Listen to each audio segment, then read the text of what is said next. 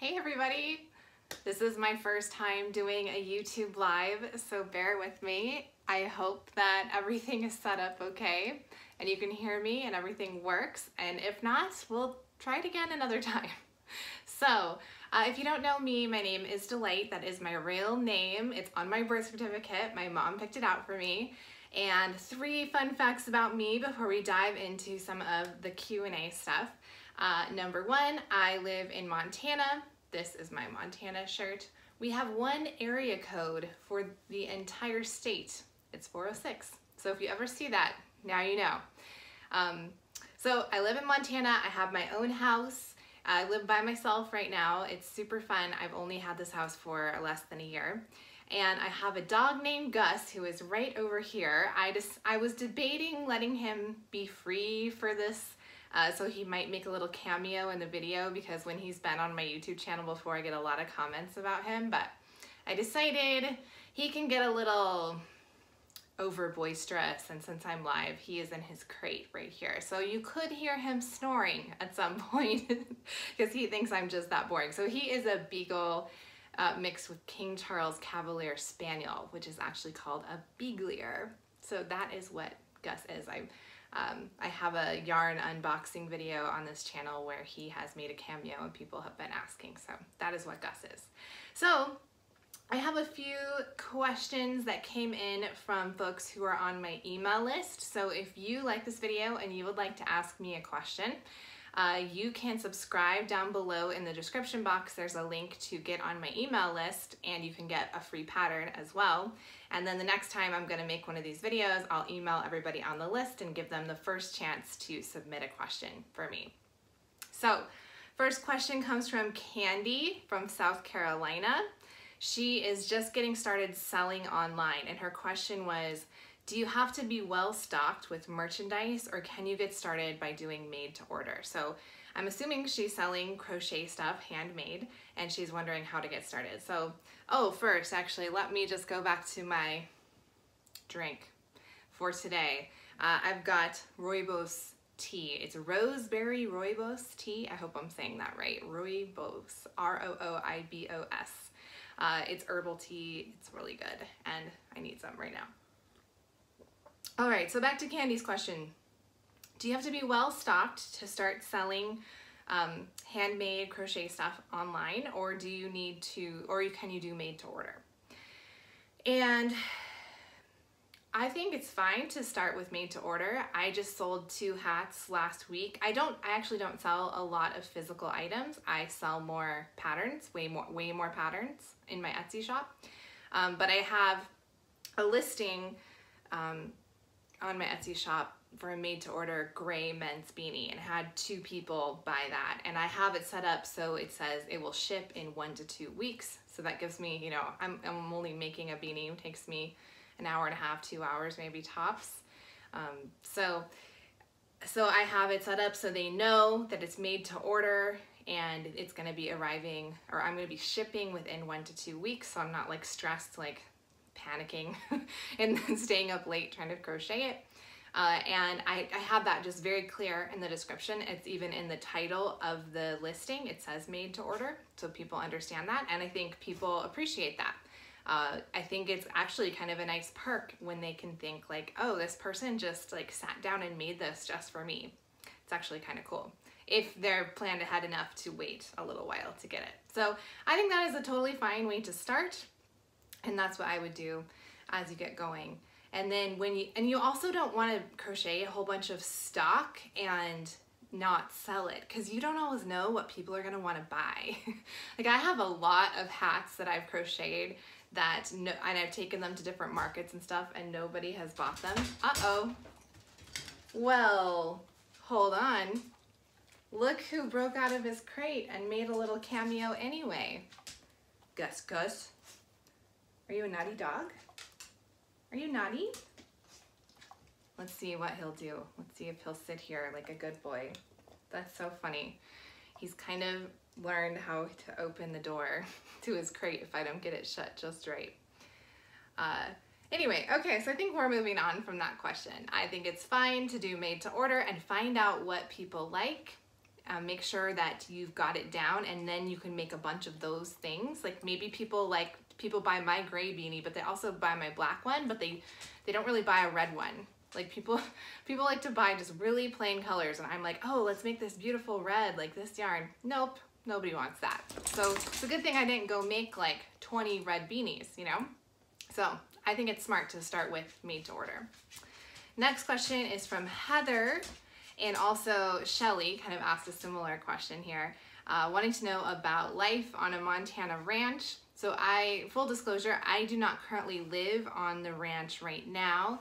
My parents live on the ranch and operate it. It's about 50 miles from where I live.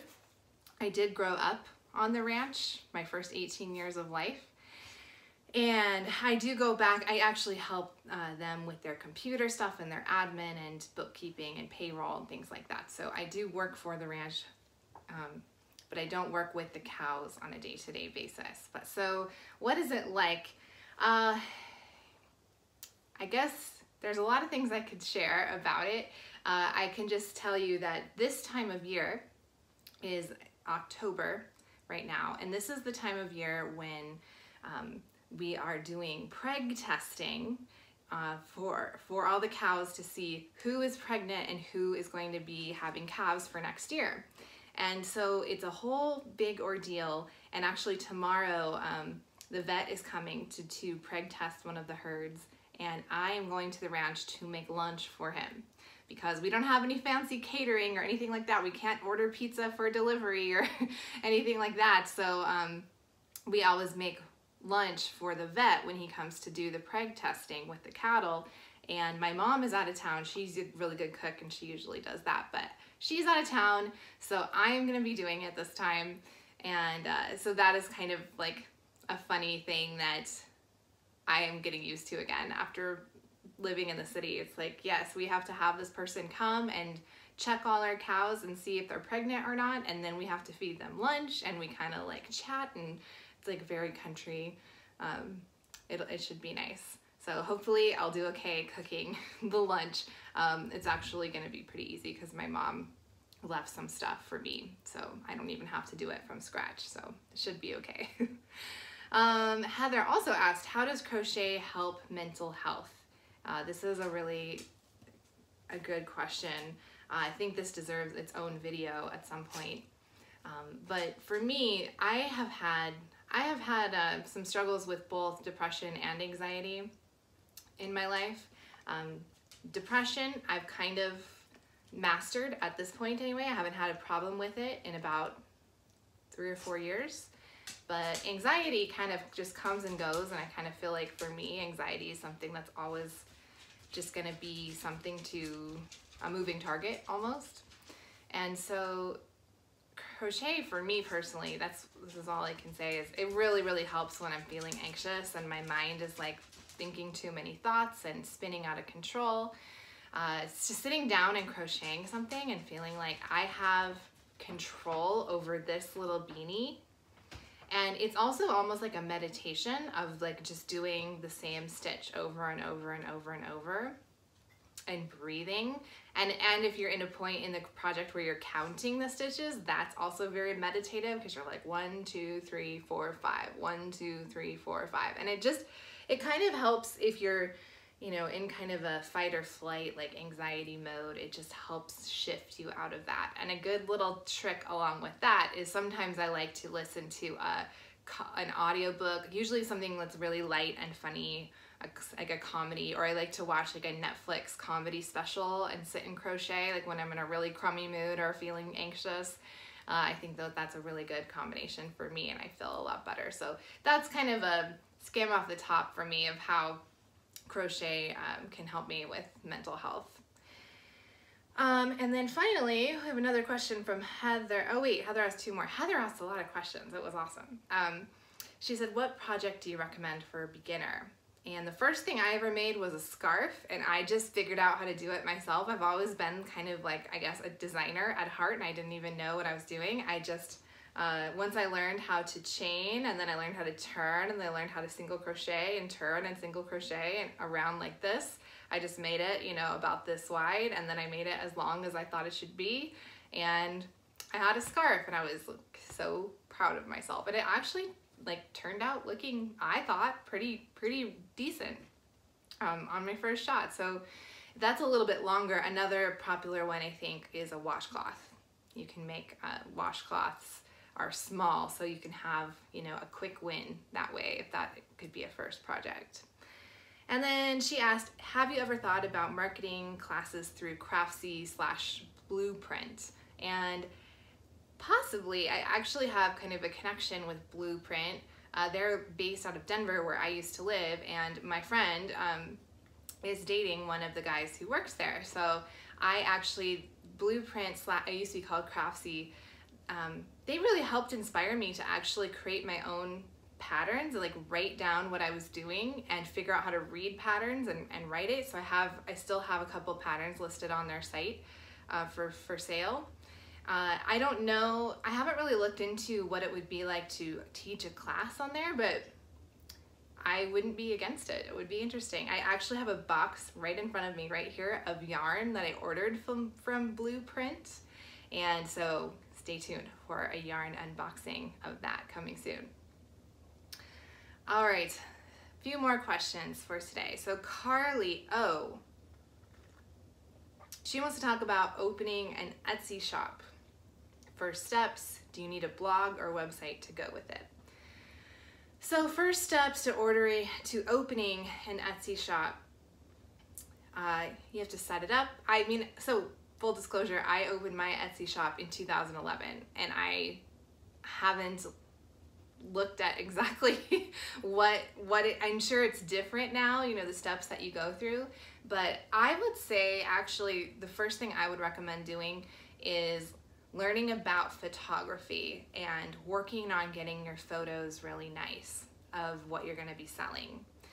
And because that is like a huge thing that's going to be selling what you're offering. So like for me with hats, I worked on taking nice photos of my hats, I usually take them laying flat on a white poster board for a close-up, and then if I can maneuver it with a guy friend, I'll have, I've had different guys, friends of mine, pose and model my hats in my photos as well, and it just takes practice. And then I also have learned how to edit the photos so that they look a little brighter and a little nicer.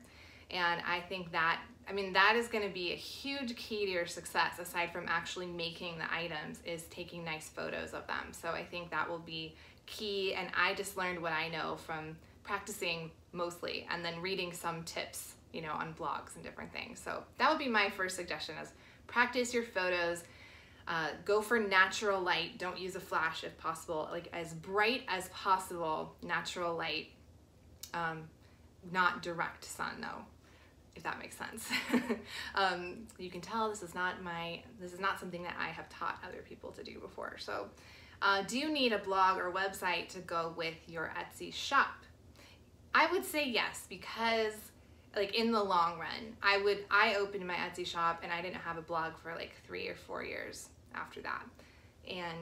But that's because it was always a side thing for me. It wasn't like a full-time business.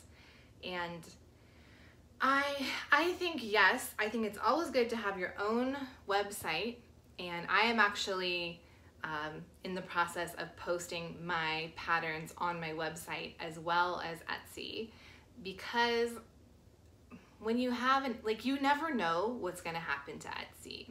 They could totally go bankrupt and shut down the site forever tomorrow. So that's why I think it's a good idea to have your patterns available in your own shop on your own website as well. Just because it's like with Etsy, it's kind of like you're doing business in a rented building, and the owner of that building could decide to just like kick you out or demolish the building.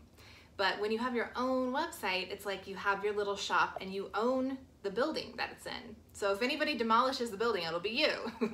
So if that makes sense, that's kind of why I suggest it's good. And blogs, like having a crochet blog, can really help you to make connections with people and to grow an audience. because that's how you can make more sales, is when people start to follow you and they like the blogs, then they're wanting to get your patterns, and it's kind of like a whole ecosystem that all works together. So I think that works well. Okay, so Shelly asked a question, what supplies do you need to start crocheting? So I just grabbed a couple things here. So number one, you're gonna need some crochet hooks. And I would go with these. I believe that these 3 come in a package still. I have like 30 crochet hooks, so I haven't bought any for a while, but I believe that when I bought them, and I'm assuming still, these 3 will come in a package, and these 3 are good to start. They are size I9, size H8, and size G6. So these 3 are gonna be, one of these is going to be a good fit. You can just pick the one that the color you like to start. This I9 is the biggest and the G6 is the smallest. I suggest these sizes, and they go really well with this type of yarn. This yarn is kind of the most basic. It's called worsted weight yarn. You don't have to buy this brand, but I really like this brand. If you go to Michael's, this is their kind of store brand, and it's called worsted weight. And if you look at the tag, you're gonna see a 4 right here.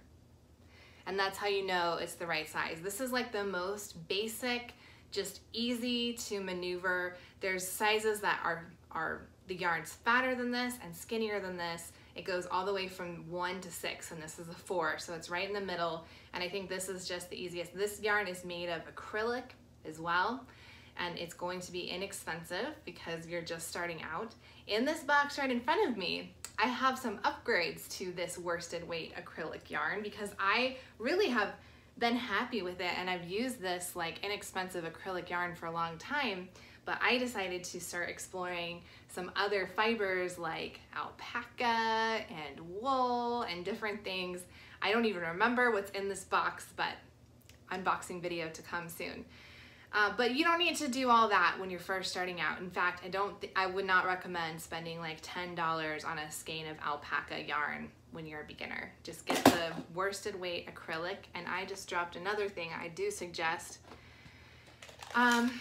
is these little guys. If you can see, I kind of have a mishmash in here, but these are called stitch markers, and you can put them in your work to help you count your stitches.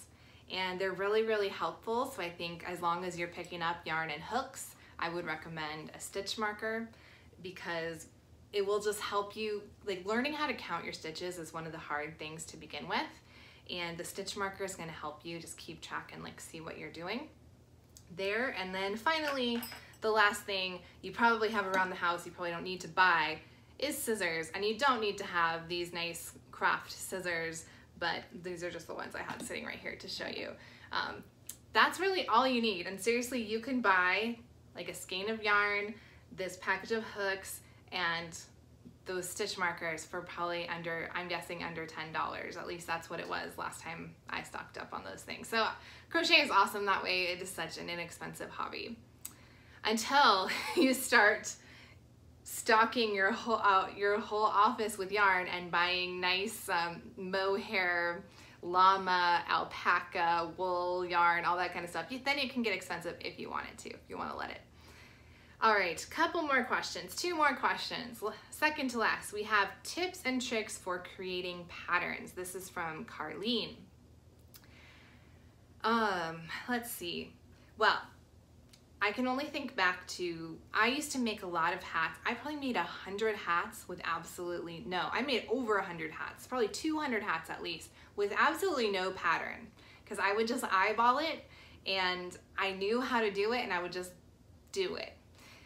But in order for me to be able to write down that pattern, I needed to figure out how to write down a pattern. So I think if you want to make your own patterns, you've got to learn the lingo. There's a whole bunch of abbreviations and little like funky jargon to learn about patterns. And then I actually have set a goal to practice this at least once a month to try somebody else's pattern, because it gets you get more ideas, and you kind of figure out how to explain things or phrase things that's kind of a normal like crochet in crochet lingo so that other people will understand it.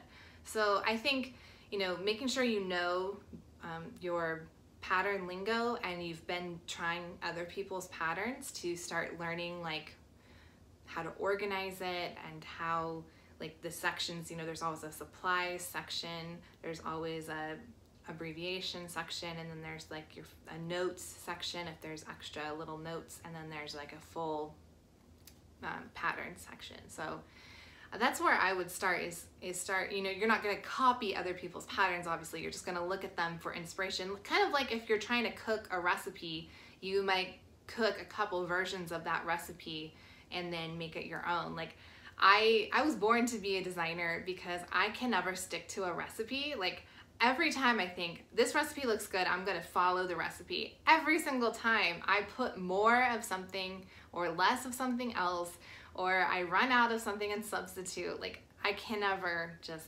do what the recipe says. So I'm the same way with crochet patterns almost always. I'm like, I'm just gonna learn from this person and follow their pattern, and then I start doing it. I'm like, I don't want to do that. So then I do something else. So that is what I would suggest for getting started, is practicing with some other people's patterns. And then last question for today, favorite design for hats and beanies? That would be mine. I'm gonna give myself a shameless plug here. Down below in the description box there is a link to get my free 1-hour men's beanie crochet pattern. It's my super popular pattern and you can get it there. And then you will be on my email newsletter list so that next time I do one of these Q&As, you will get an email from me being like, do you have any questions for me? And you can submit a question for this. So I hope you guys have enjoyed it. Oh, let me just give you a little teaser again here for my next, probably my next video, or a video at least that's coming soon.